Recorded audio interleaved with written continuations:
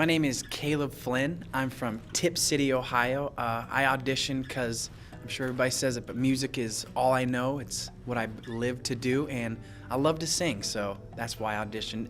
Maybe my wife kind of nudged me a little bit too. I'm kind of a crybaby. I get it from my mom and my dad. Thing that makes me unique, you know, I absolutely love the Lord. I love my wife more than anything. She is very, very pretty. Just, oof, I love her. And I think I have a different sound in my voice. I have something to offer. Miami County, 911. Oh my, somebody broke into my home. Somebody broke into my home and shot my wife. Are they still in there? I don't know. Okay, what's the address? 932 Cunningham Court, Tipp City, Ohio. Please hurry. Please hurry. What are you seeing? My wife she's got 2 shots to her head. There's blood everywhere. Oh my God. Yeah, this is Grant Hughes of Grant Hughes Investigates on YouTube. Please hit that like button, share the video, and subscribe. We've been covering the case of Ashley Flynn on my live streams the last couple days. It's at the beginning of the shows. And it became apparent almost immediately that this was going to be a domestic issue. And, even comparisons maybe perhaps to Chris Watts, where he kills his wife. This is also like the pastor, John Paul. He's a pastor. And, he didn't manipulate his wife into taking her life. In this case, it appears that Caleb killed his wife. And there's some information that's coming out. Apparently there's some leaked probable cause information. We'll go over that here in a minute. But one of the elements that's interesting about this is that Caleb was on American Idol back in 2013. In fact, it says Tipp City resident Caleb Flynn, worship arts pastor, so he's a pastor, at the Living World Church in Vandalia, practices vocals and keyboard Friday at the church. Tipp City resident Caleb Flynn received the phone call of his dreams while eating dinner at Marion's Pizza one night. A guy at American Idol called and said, "Can you be in Chicago on Saturday?" Recalled Flynn, 26, worship arts pastor at the Living Word Church in Vandalia. Flynn, who lives with his wife Ashley, appeared January 17th in an episode showing his performance in one of 7 audition cities. He then earned the golden ticket, so that means they literally click the button and he gets to go right to the shows, apparently. All right, so that's what's in the background on this story. But when you listen to him on the 911 call, he sounds really strange. And at one point, he tells the officers, I'll put the full 911 call at the end, okay? But at one point, he tells the officers to notice the door open on the garage. But how would he know that? I mean, if you find your wife at 2:30 in the morning or so, shot, you're calling 911, you don't have time to go over to look to see if a garage door is open or something like that. You just wouldn't be able to do that. It also turns out in this document right here, it mentions the garage door.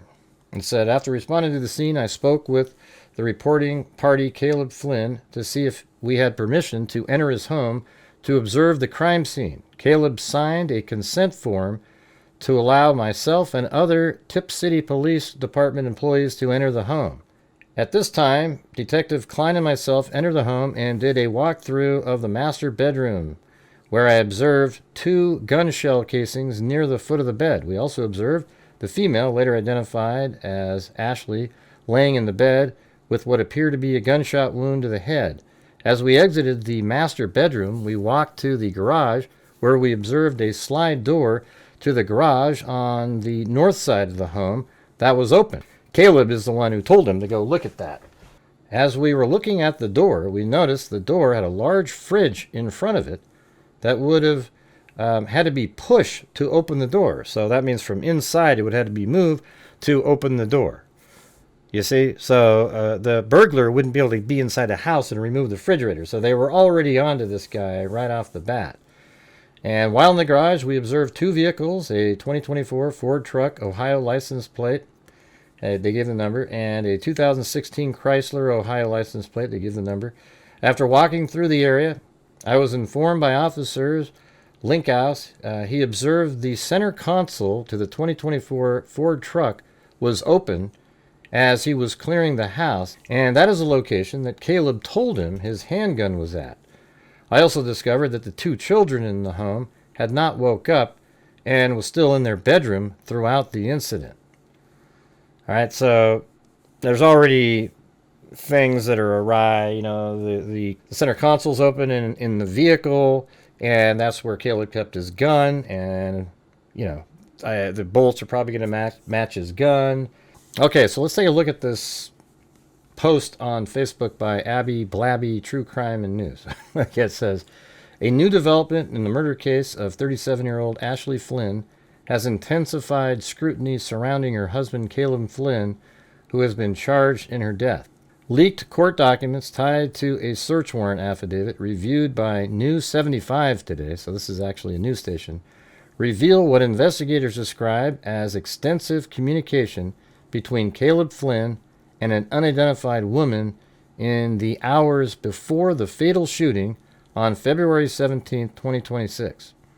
Authorities are reportedly focused on a message sent from Flynn's device at 12:42 a.m. that read, "It's almost done." The message was sent less than 2 hours before a 911 call was placed from the couple's home reporting a burglary. The timing has prompted investigators to examine whether the communication may point to premeditation. I think that absolutely is going to point to that.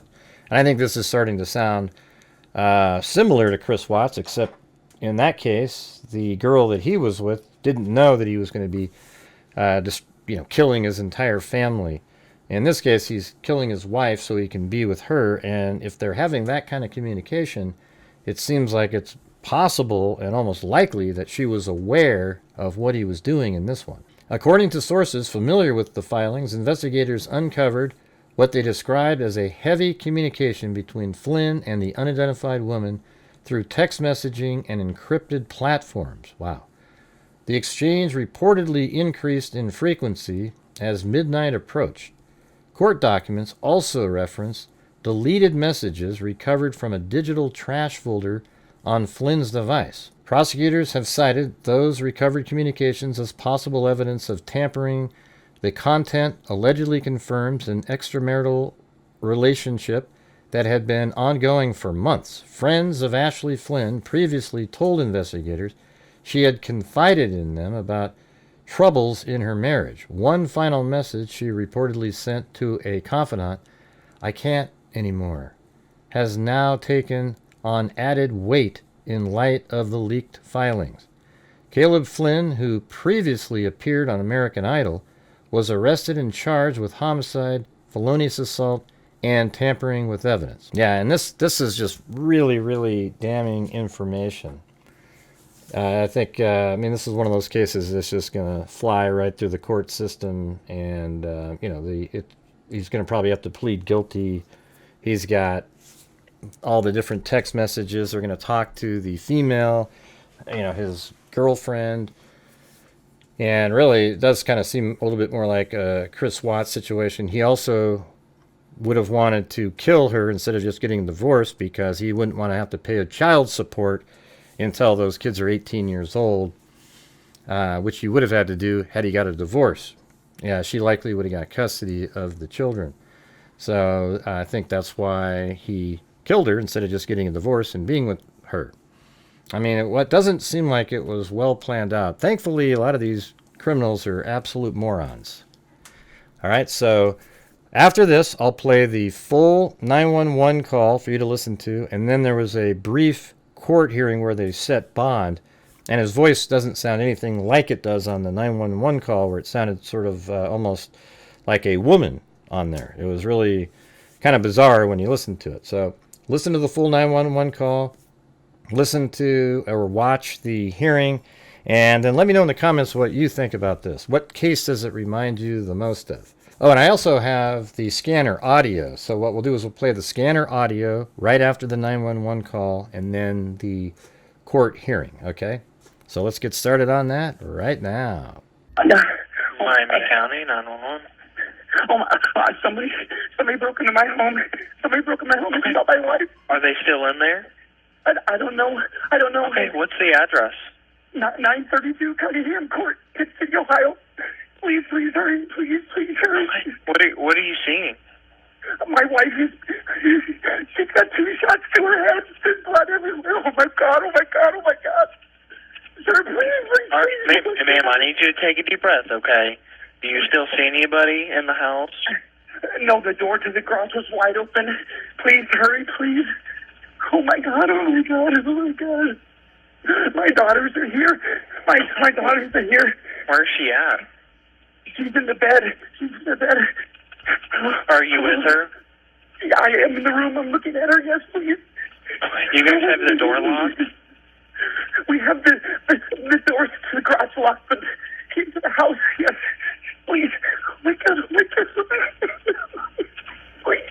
Where's that room at in the house? My partner's getting them dispatched, okay? But I need you to answer my questions so I can get you help as fast as I can, okay? What question? Where are you guys at in the house? I am in the bedroom with her right now. Okay. My daughters are in their room. So you are not with the children? I was with the children when it happened. Okay, but you're not with them now? No, they're in their room. They're not even awake. Oh my God. Sir, please. They are heading that way, okay? I need you to take a deep breath for me. Are you hearing anything? No, I've rubbed her leg and said her name. She's not answering. Okay. Your daughter's not answering you? No. Hold on, I'm putting on her shirt. What'd you say? Your daughter's not answering you? No, they're across the room. Okay.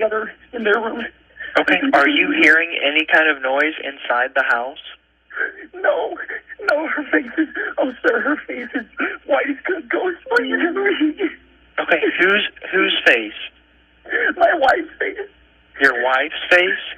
The one who was shot. She was what? Shot, I said. Okay, where was she shot at? In the head. I hope there's blood everywhere. Okay, is she breathing? No, I don't think so.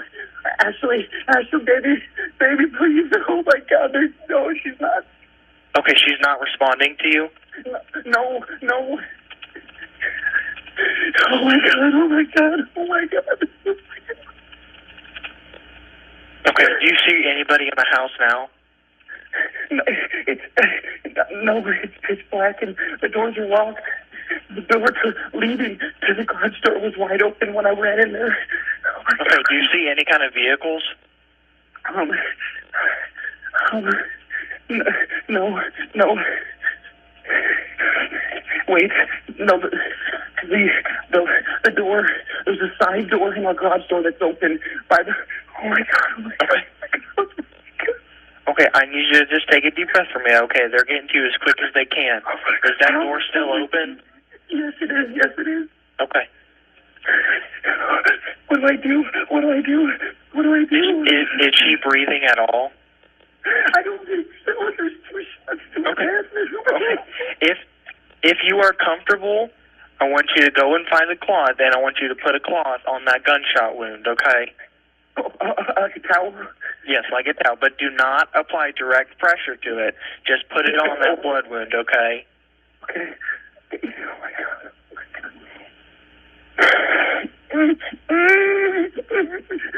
God. I need you to just take a deep breath for me, okay? Okay. Just get that cloth, and I want you to put it on that wound, but don't apply direct pressure to it, okay? They're coming to you as quick as they can, okay? I just laid it on her head. Okay. Where are the juveniles? Are they okay? Have you checked on them? I haven't checked on them. Okay. Can you go check on the juveniles for me? The police is here. Okay. Can you go check on the juveniles for me?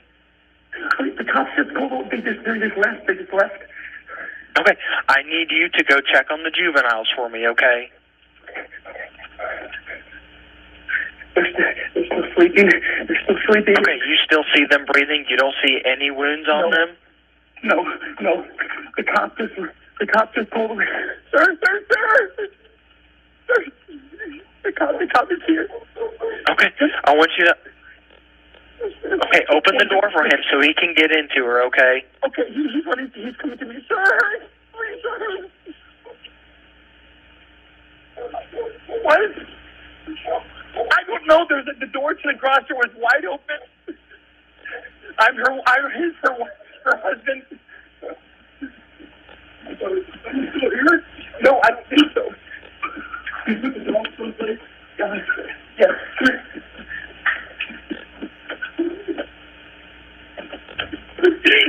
Police are across her head.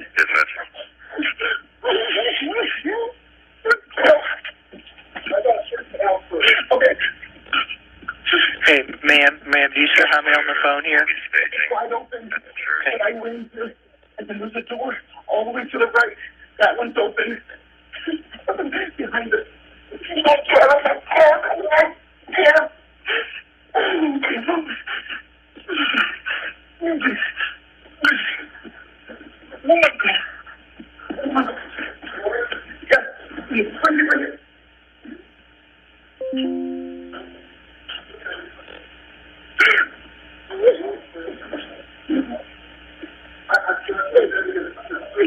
My daughters are in the bedroom over there. They're still asleep. Sure. Have you said the 911? Yes. No, every door. Oh my God! Oh my God! Oh my God! Oh my God!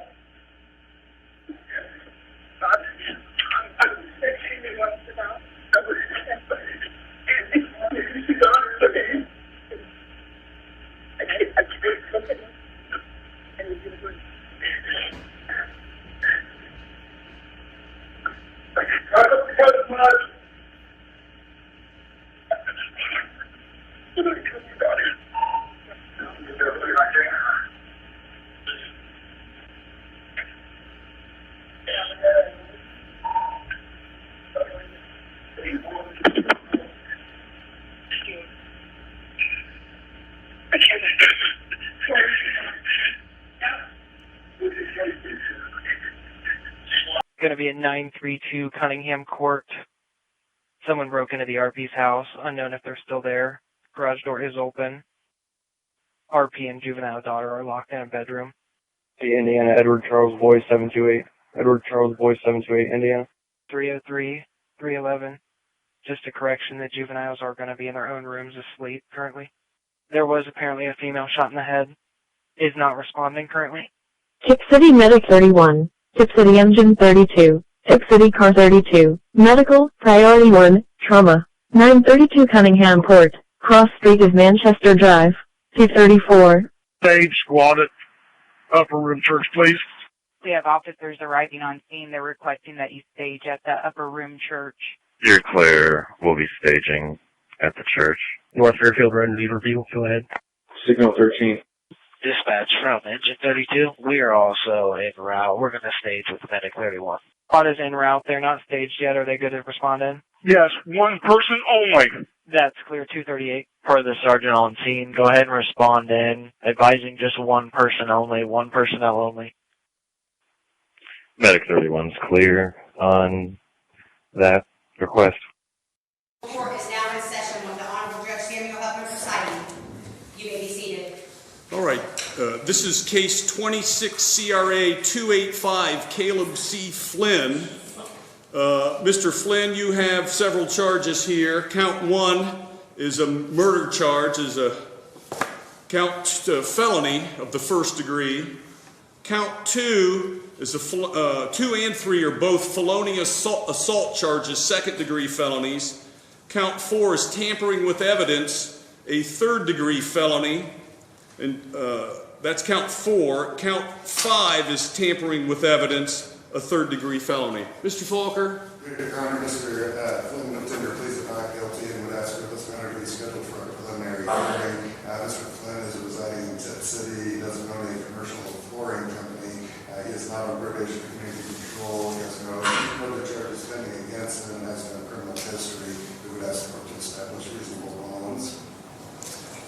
Mr. Flynn, we're going to set your case for a preliminary hearing for next week on February 26th at 1 p.m. You do have the right to have an attorney to represent you. If you cannot afford one, you can apply to the public defender's office and they'll determine if you're eligible for a court-appointed attorney. Do you understand all of that?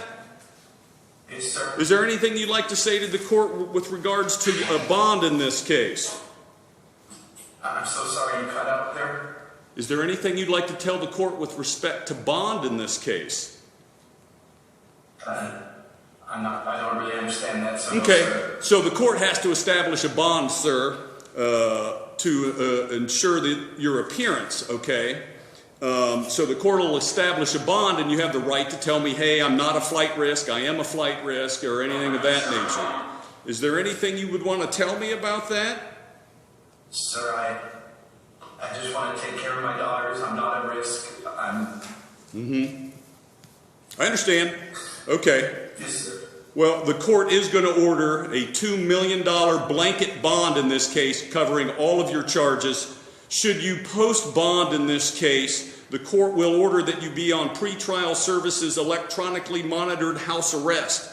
Furthermore, the court will order that you will have no contact whatsoever, directly or indirectly through a third party, with.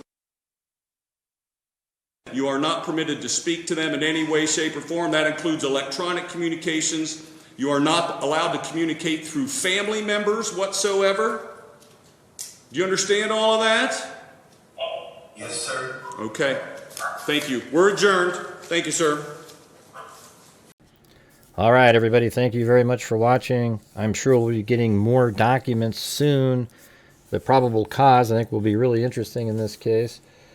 And I'm wondering if it might lead to some charges against another person, because it definitely seemed like in that sample that Caleb was communicating with somebody that seemed to be aware of what they were doing, but that just might be what it appears, and that person had no knowledge of what he was doing. All right, so again, if you could hit that like button, share the video, and subscribe to my channel, I'd really appreciate it. Thanks again for watching, and as I always say, until next time, be safe out there.